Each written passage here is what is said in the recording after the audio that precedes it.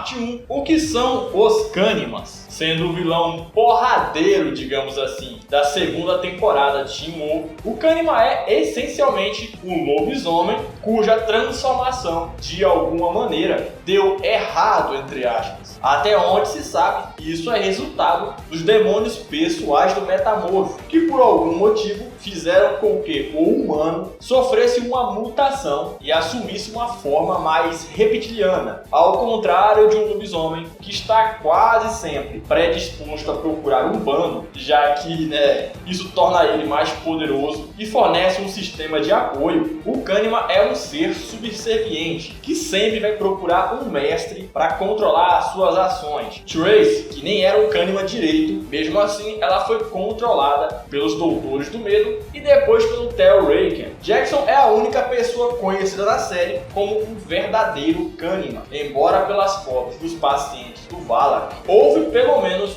um outro Kanima em Beacon Hills. Jackson se tornou essa criatura depois que ele foi mordido pelo então alfa Derek Hale, bem no momento em que seus problemas emocionais internos estavam a mil, deixando a insegurança dele num nível que forçou a sua transformação a ser corrompida. Em vez de uma transformação como a maioria dos lobisomens, no qual eles começam a exibir poderes sobrenaturais logo de início, como cura acelerada e atributos físicos aprimorados, a transformação de um Kanima é muito mais lenta e sutil, ao ponto de que nem eles mesmos percebem que são sobrenaturais. O Jackson mesmo, ele recebeu a mordida e acreditava que ele era de alguma maneira imune, porque ele não sentiu os seus poderes se manifestando. O que, na verdade, o Kanima e o Jackson, na maioria do tempo, não eram a mesma pessoa. Bom, de acordo com o Peter, o Kanima tem uma forma beta e alfa, e o Jackson só demonstrou apenas a forma beta. O Gerard tentou fazer a transição do Jackson para um alfa, o que tornaria ele ainda mais poderoso e faria crescer asas após um breve período de incubação. No entanto, o processo foi interrompido antes que o Jackson pudesse completar a transição. E cara, se isso aqui sai do casulo, o Gerard ia ser um baita problema para as alcadeias. Bom, se o Kanima descobrir a causa da sua existência, como por exemplo, resolver uma crise de identidade e lembrar quem ele é,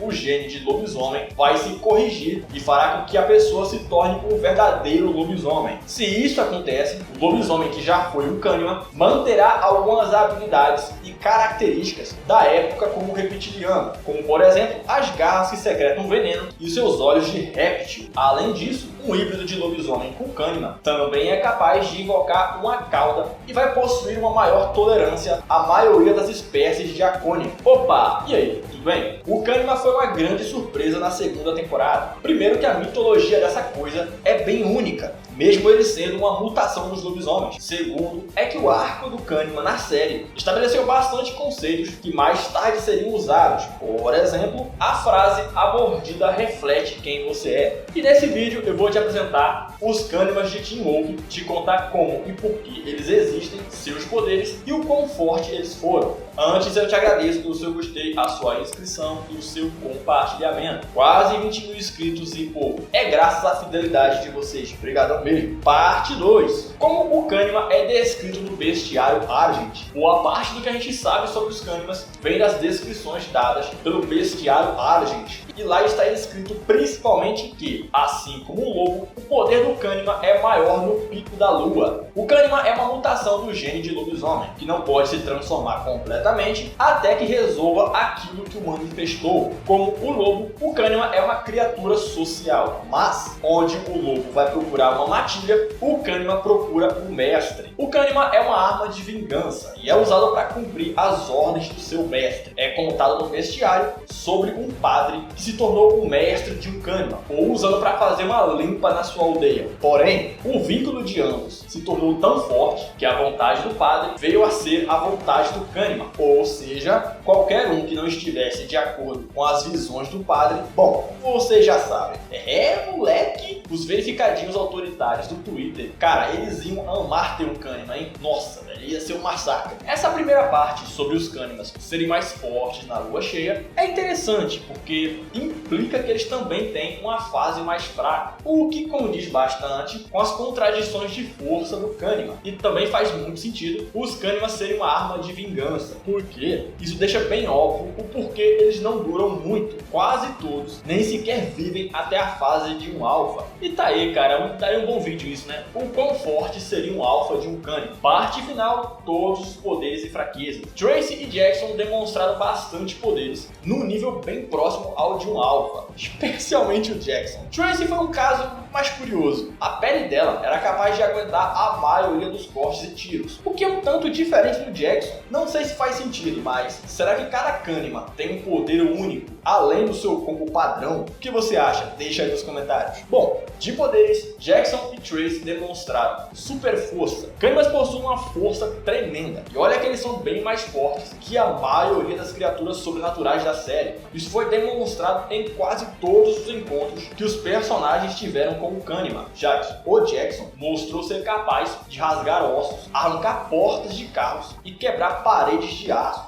O Cânima é superior em força à maioria, se não a todos os lobisomens normais, uma vez que ele foi capaz de rivalizar com o Derek, um alfa na época. Super velocidade. Cânimas são capazes de correr muito mais rápido do que qualquer ser humano, e também parecem ser muito mais rápidos que os lobisomens. E isso foi sugerido quando o Derek estava perseguindo o Jackson, só que ele não conseguiu alcançá-lo até que o Cânima tentasse uma emboscada. Obviamente, eles são mais rápidos ao galopar, ou mais conhecido como correr de 4. Super agilidade e reflexos. Os Cânimas possuem agilidade e reflexos sobrenaturalmente aprimorados, porém ao nível ali do Peter como besta. Eles têm a habilidade bem característica de escalar superfícies verticais com facilidade, como paredes ou edifícios, e podem realizar uma infinidade de proezas ginásticas para auxiliar em suas habilidades de combate. Cânimas também são capazes de saltar distâncias muito grandes, bem como alturas muito altas, e isso é usado bastante para fuga. Super durabilidade. Chegamos no principal e mais notável poder dos Cânimas. Eles são extremamente duráveis. Essas coisas são muito mais resistentes do que lobisomens, já que o Chris esvaziou um pente inteiro de uma .50 no peito do Jackson. E cara, isso nem ao menos o retardou. O outro feito foi lá no episódio 10, onde a Alyson atirou no crânio do Cânima com uma flecha de besta, e ele simplesmente tirou a flecha como se estivesse tirando um espinho da pele. Tipo, foi no crânio e ele nem se abalou. Já a pele da Tracy mostrou ser impenetrável por armas humanas convencionais. Apenas coisas como as garras de um metamorfo ou as katanas da Kira podem ferir a Tracy. Tu lembra que um bisturi do Deaton quebrou ao entrar em contato com a pele da Tracy, e isso nem deixou um arranhão nela. Pois é, nesse nível. Super sentidos. Os Cânimas têm sentido de visão ao tato e olfato extremamente sensíveis. Essa habilidade permite que eles percebam o mundo de uma maneira que a gente nunca conseguiria compreender. Cura acelerada. Embora os Cânimas sejam criaturas extremamente resistentes e difíceis de ferir em geral, especialmente no caso da Tracy, ainda assim eles são capazes de curar rapidamente até mesmo os ferimentos mais extremos, como levar vários tiros, ser esfaqueado e arranhado, ou até mesmo ter a garganta rasgada por um alfa, o que, seria fatal para a maioria dos metamorfos. E esse fator de cura é extremamente aprimorado, permite que eles se curem de quase qualquer coisa em instantes, tornando-os ainda mais invulneráveis do que os lobisomens. Isso porque os Cânimas parecem ser capazes de se curar de um ferimento no cérebro, algo que nenhuma outra criatura conseguiu. Combinando a resistência e a cura, velho, derrotar um Cânima no X1 não é pra qualquer um não, cara. Metamorfose. Os Cânimas possuem a habilidade de transformar o seu corpo em um lagarto,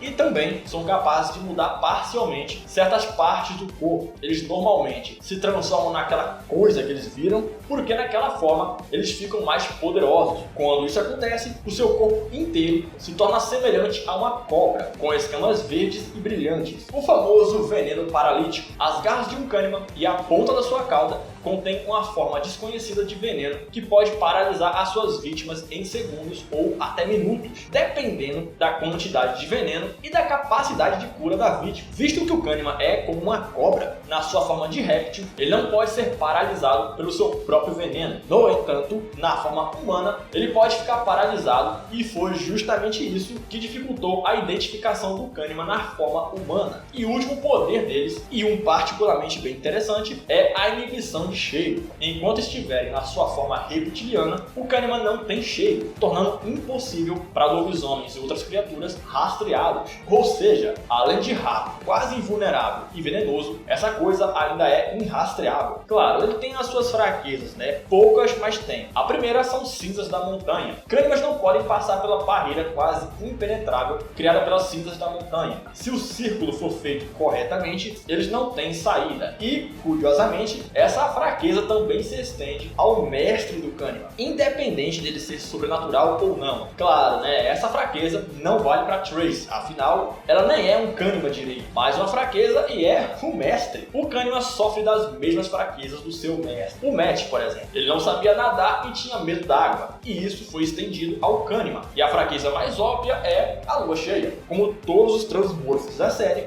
Kahneman são obrigados a se transformarem durante a lua cheia. E, ao contrário dos homens, eles não ficam conscientes durante esse tempo. E, por isso, não tem como eles encontrarem uma âncora e controlar a sua transformação.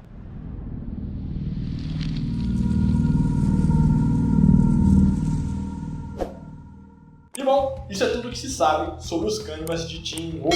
Eu espero muito que você tenha gostado, cara, do vídeo. Te agradeço pelo seu gostei, sua inscrição e o seu compartilhamento. Mas é isso,